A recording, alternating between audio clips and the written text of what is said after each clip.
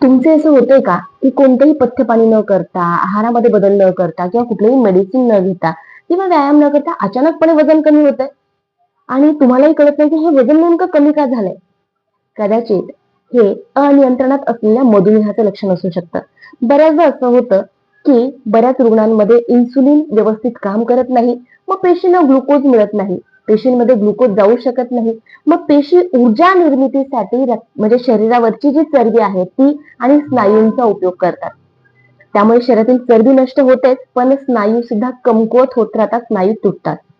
अजून एक होतं, की वारंवार लघवी होत राहते, लघवीतून साखर जात राहते आणि त्यामुळे शरीरातील पाण्याची पातळी कमी होते. यामुळे सुद्धा तुमचं वजन कमी होऊ शकतं. मग अशा वेळी काय करायचं?